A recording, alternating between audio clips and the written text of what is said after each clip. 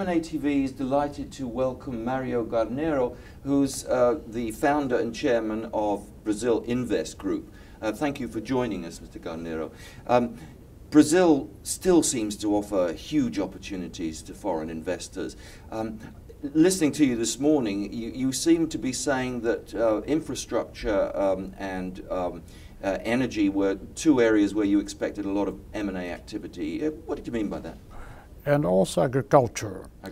For reasons that are clear today. Brazil has today started to produce an amount of oil that makes it around 2.3 million barrels per day, with a perspective of arriving to 4 to 5 million barrels by the end of the decade.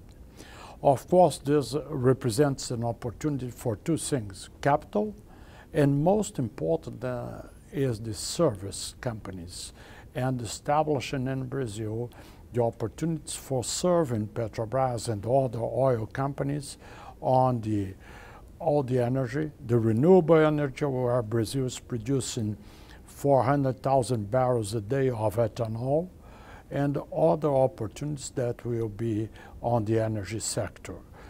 Also on agriculture, because Brazil today is producing 200 million tons of grains, and I think that by the end of the decade we might be around 300 million, almost compatible with what China is producing today.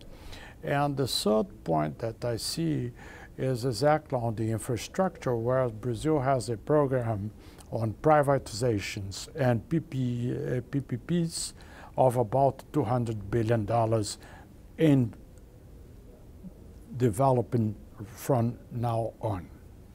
So, given that scenario, which you've just very helpfully sketched out for us, where's the big opportunity for foreign capital, do you think? Is it in consolidation plays?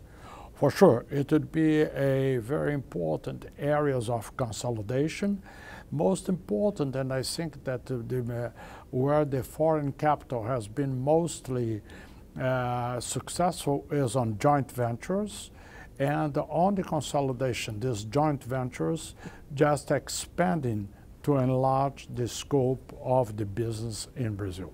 So if you had one message to deliver to owners of foreign capital to come to Brazil, what would that message be? Stability, where we have the third largest democracy in the world. We will have elections. Nothing comes out of the elections, only a new president or a re-election of another one.